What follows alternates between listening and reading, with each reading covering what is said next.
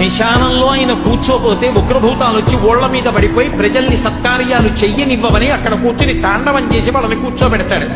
పార్వతీదేవి అడిగింది మహాభారతం అనుశాసనిక పర్వంలో, శుభ్రమైన కైలాసం ఉండగా, ఇంత ఐశ్వర్యం ఉండగా, చింతామణి గృహం ఉండగా శ్మశానంలో ఎందుకుంటున్నారని అడిగింది. అడిగితే ఆయన చెప్పాడు, పార్వతి బతికున్న నాళ్ళు అన్ని చోట్లకి వెడతారు, ఏమీ తోచట్లేదు, శ్మశానానికి వెళ్ళొద్దామని ఎవరు రారు పార్వతి.